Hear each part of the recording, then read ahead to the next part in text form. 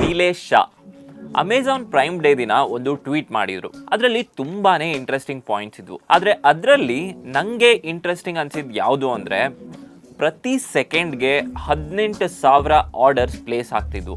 ಅದರಲ್ಲಿ 25% orders EMI ಮೇಲೆ ತಗೊಂಡಿರೋದಾಗಿತ್ತು. 10ರಲ್ಲಿ 9 ಆರ್ಡರ್ ಅಂದರೆ almost 90% orders no cost EMI orders ಆಗಿತ್ತು. ಇದರಲ್ಲಿ ತುಂಬ EMI ಆರ್ಡರ್ಸ್ ಎಲೆಕ್ಟ್ರಾನಿಕ್ ಗ್ಯಾಜೆಟ್ಸ್ ಅಂದರೆ ಲ್ಯಾಪ್ಟಾಪ್, ಸ್ಪೀಕರ್ ಹಾಗೆ ಸ್ಮಾರ್ಟ್ಫೋನ್ಸ್ ಮೇಲೆ ಸ್ಪೆಂಡ್ ಮಾಡಿರೋದಾಗಿತ್ತು. ನನಗೆ ಕ್ಯೂರಿಯಸ್ ಅನಿಸಿದ್ದೇನೆಂದರೆ, ಜನ ಏನಕ್ಕೆ ನೋ ಕಾಸ್ಟ್ EMIಯಲ್ಲಿ ತಗೋತಿದ್ದಾರೆ ಅಂತ.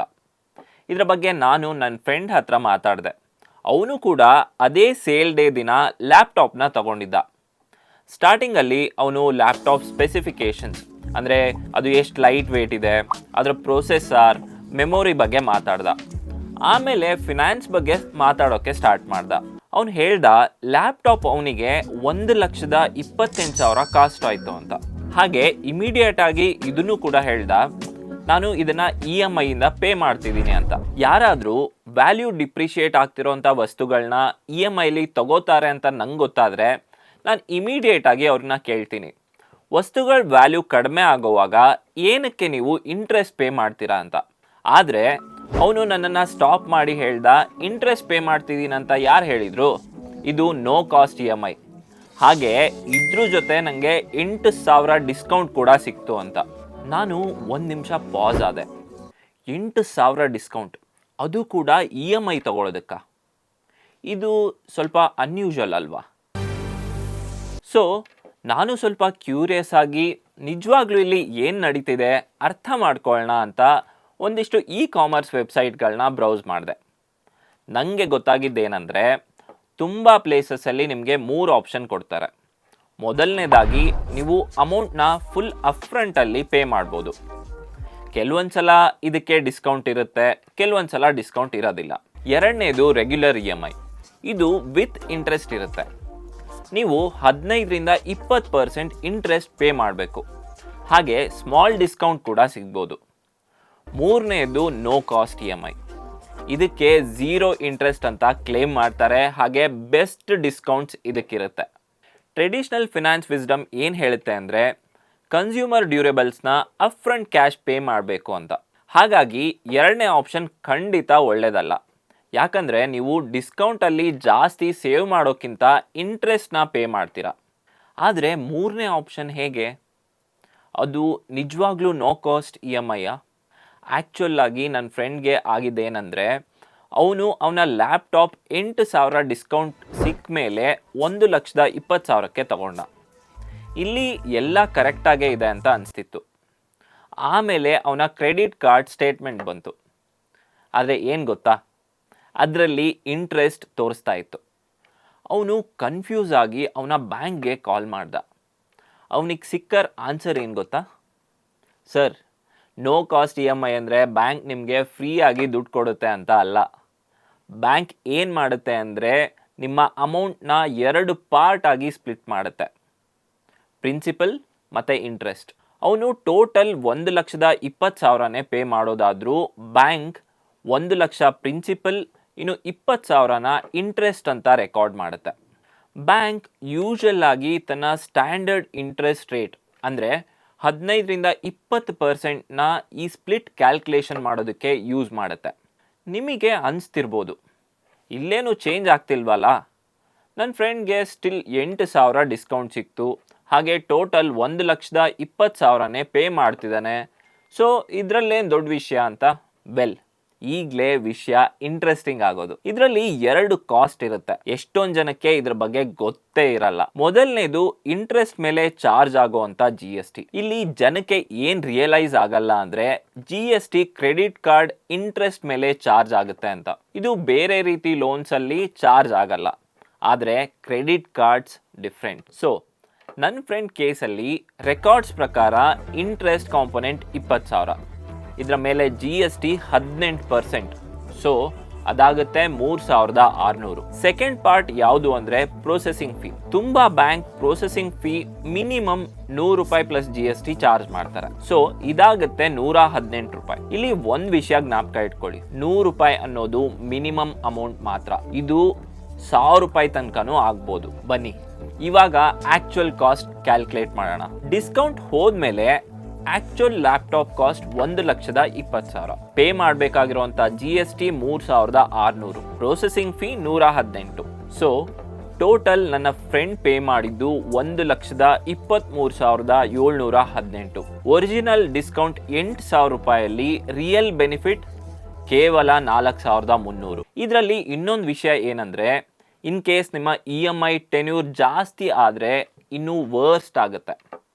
ಯಾಕಂದರೆ ಇಂಟ್ರೆಸ್ಟ್ ಕಾಂಪೊನೆಂಟ್ ಜಾಸ್ತಿ ಆಗುತ್ತೆ, ಅಂದರೆ GST ಕೂಡ ಜಾಸ್ತಿ ಆಗುತ್ತೆ. ನಾನು ಇದನ್ನು ಟೆಸ್ಟ್ ಮಾಡೋಣ ಅಂತ ರ್ಯಾಂಡಮ್ ಆಗಿ ಅಮೆಝಾನಲ್ಲಿ ಸ್ಮಾರ್ಟ್ ಫೋನ್ ಪಿಕ್ ಮಾಡಿದೆ. ಒಂದು ಪಾಪ್ಯುಲರ್ ಬ್ಯಾಂಕ್ ಕ್ರೆಡಿಟ್ ಕಾರ್ಡಲ್ಲಿ 12 ತಿಂಗಳ EMIಗೆ 5,000 ಡಿಸ್ಕೌಂಟ್ ಇತ್ತು. ಚೆನ್ನಾಗಿ ಅನಿಸ್ತಿದೆ ಅಲ್ವಾ?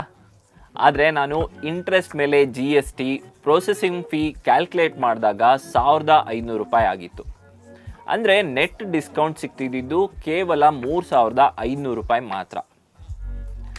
ಆದರೆ ಇದೇ ಫೋನ್ಗೆ ಅಪ್ಫ್ರಂಟ್ ಕ್ಯಾಶ್ ಪೇ ಮಾಡೋದಕ್ಕೆ ₹4,750 ಡಿಸ್ಕೌಂಟ್ ಸಿಗ್ತಿತ್ತು. ಇದು ಕ್ಲಿಯರಾಗಿ ತೋರಿಸುತ್ತೆ ಅಪ್ಫ್ರಂಟ್ ಪೇಮೆಂಟ್ ಇಲ್ಲಿ ಬೆಟರ್ ಚಾಯ್ಸ್ ಆಗಿರ್ತಿತ್ತು ಅಂತ. ಪ್ರಾಬ್ಲಮ್ ಏನಂದರೆ, ಈ ಕ್ಯಾಲ್ಕುಲೇಷನ್ ನಿಮಗೆ ಅಪ್ಫ್ರಂಟ್ ಆಗಿ ಯಾರು ತೋರಿಸೋದೇ ಇಲ್ಲ. ಇದನ್ನು ನೀವೇ ಫಿಗರ್ ಔಟ್ ಮಾಡಬೇಕು. ಆದರೆ ನನಗೆ ಈ ಹಿಡನ್ ಕಾಸ್ಟ್ಗಿಂತ ಜಾಸ್ತಿ ವರಿ ಆಗಿದ್ದೇನು ಗೊತ್ತಾ? ಈ ಶಾಪಿಂಗ್ ಪ್ಲ್ಯಾಟ್ಫಾರ್ಮ್ಸಲ್ಲಿ ಜಾಸ್ತಿ EMI ಟೆನ್ಯೂರ್, ಅಂದರೆ 12ರಿಂದ 18 ತಿಂಗಳ EMI ಟೆನ್ಯೂರ್ಗೆ ಜಾಸ್ತಿ ಡಿಸ್ಕೌಂಟ್ ಸಿಗ್ತಾ ಇತ್ತು. ಇದು ಏನಕ್ಕಂತ ನಿಮ್ಗೆ ಅನಿಸುತ್ತೆ? ಏನಕ್ಕಂದರೆ ಲೆಂಡರ್ಸ್ಗೆ ಚೆನ್ನಾಗಿ ಗೊತ್ತಿದೆ ಜಾಸ್ತಿ ಟೆನ್ಯೂರ್ ಇದ್ದಷ್ಟು ನೀವು ಡಿಫಾಲ್ಟ್ ಮಾಡೋ ಚಾನ್ಸಸ್ ಜಾಸ್ತಿ ಅಂತ. ಏನಾದರೂ ನೀವು ಡಿಫಾಲ್ಟ್ ಮಾಡಿದರೆ ಇಂಟ್ರೆಸ್ಟ್ ಚಾರ್ಜಸ್ ಆ್ಯನ್ಯುಲಿ 50% ತನಕ ಜಾಸ್ತಿ ಆಗ್ಬೋದು. ನಿಮ್ಮ ಕ್ರೆಡಿಟ್ ಸ್ಕೋರ್ ಡ್ಯಾಮೇಜ್ ಆಗುತ್ತೆ. ಪೆನಾಲ್ಟೀಸ್ ತುಂಬಾ ಹಾರ್ಶ್ ಆಗಿರುತ್ತೆ. ಆದರೆ ಇಲ್ಲಿ ಇದಕ್ಕಿಂತ ಇನ್ನೂ ಡೇಂಜರಸ್ ಆಗಿರೋವಂಥ ಇನ್ನೊಂದು ವಿಷಯ ಇದೆ. EMI ನಾವು ಅಫೋರ್ಡ್ ಮಾಡೋಕ್ಕೆ ಆಗದೇ ಇರೋವಂಥ ವಸ್ತುಗಳನ್ನ ತಗೊಳ್ಳೋದಕ್ಕೆ ಸೈಕಲಾಜಿಕಲಿ ನಮ್ಮನ್ನು ಕಂಫರ್ಟ್ ಮಾಡುತ್ತೆ. ₹1,28,000 ಇರೋ ಲ್ಯಾಪ್ಟಾಪ್ ನಮ್ಮ ಮೈಂಡಲ್ಲಿ ಜಸ್ಟ್ ಪರ್ ಮಂತ್ 10,000 ಅಷ್ಟೇ ಅನ್ನೋ ರೀತಿ ಮಾಡುತ್ತೆ. ನಾವು ತುಂಬ EMIಸ್ನ ಮ್ಯಾನೇಜ್ ಮಾಡ್ಬೋದು ಅಂದ್ಕೊಂಡು ತಗೋತೀವಿ. ನಮಗೆ ಗೊತ್ತಾಗ್ದೇ ತಿಂಗಳಿಗೆ 20 ಇಲ್ಲ 30,000 EMI ಪೇ ಮಾಡ್ತಾನೇ ಇರ್ತೀವಿ. ಎಷ್ಟೊಂದು ಜನಕ್ಕೆ ಈ ರೀತಿ ಆಗೋದನ್ನು ನೋಡಿದ್ದೀವಿ. ಅವರಿಗೆ ಹೇಳ್ಕೊತಿರ್ತಾರೆ, ನಾನು ಡಿಫಾಲ್ಟ್ ಮಾಡಲ್ಲ, ಆನ್ ಟೈಮ್ ಪೇಮೆಂಟ್ ಮಾಡ್ತೀನಿ ಅಂತ. ಬಟ್ ಲೈಫ್ ಯಾವಾಗಲೂ ಪ್ಲ್ಯಾನ್ ಪ್ರಕಾರನೇ ಹೋಗುತ್ತಾ? ಇಲ್ಲ ಅಲ್ವಾ? ನಾನು EMI ಯಾವಾಗಲೂ ಕೆಟ್ಟದ್ದು ಅಂತ ಹೇಳ್ತಿಲ್ಲ.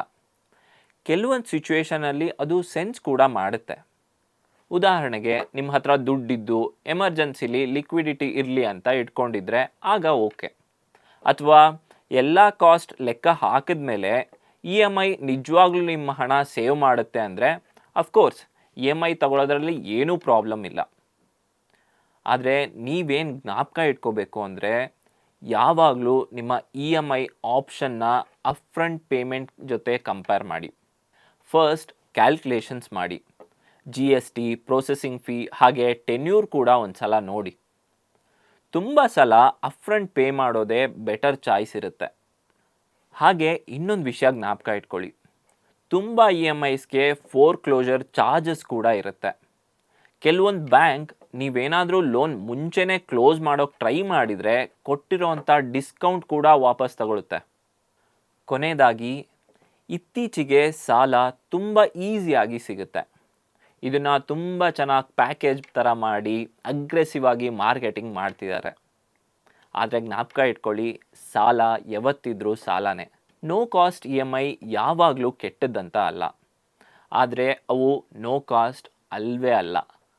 ನೀವು ಏನು ತಗೋತಿದ್ದೀರಾ ಅನ್ನೋದು ನಿಮಗೆ ಗೊತ್ತಿರಬೇಕು. ಹಾಗೆ ನಾನು ಹೇಳಿದ್ನಲ್ವಾ, ನನ್ನ ಫ್ರೆಂಡ್ ಸ್ಟೋರಿ ಅದು ಕೊನೆಯಲ್ಲಿ ಚೆನ್ನಾಗೇ ಎಂಡ್ ಆಯಿತು. ಹಿಡನ್ ಕಾಸ್ಟ್ ಎಲ್ಲ ತೆಗೆದ ಮೇಲೂ ಡಿಸ್ಕೌಂಟ್ ವರ್ತ್ ಇತ್ತು. ಆದರೆ ಅವನಿಗೆ ಈಗ ಹೇಗೆ ಕರೆಕ್ಟಾಗಿ ಕ್ಯಾಲ್ಕುಲೇಟ್ ಮಾಡಬೇಕು ಅನ್ನೋದು ಗೊತ್ತಾಗಿದೆ. ಅದನ್ನೇ ನೀವು ಮಾಡಿ ಅಂತ ನಾನು ವಿಶ್ ಮಾಡೋದು. ಫಿನಾನ್ಷಿಯಲ್ ಪ್ರಾಡಕ್ಟ್ಸ್ ಬಗ್ಗೆ ಭಯ ಬೇಡ, ಆದರೆ ಯೂಸ್ ಮಾಡೋಕ್ಕಿಂತ ಮುಂಚೆ ಅದನ್ನು ಚೆನ್ನಾಗಿ ಅರ್ಥ ಮಾಡ್ಕೊಳ್ಳಿ. ನೀವು ಮುಂಚೆ no cost E M I ತೊಗೊಂಡಿದ್ದೀರಾ? ನಿಮಗೆ ಈ ಹಿಡನ್ ಕಾಸ್ಟ್ ಬಗ್ಗೆ ಗೊತ್ತಿತ್ತಾ? ಕಮೆಂಟ್ ಮಾಡಿ ತಿಳಿಸಿ.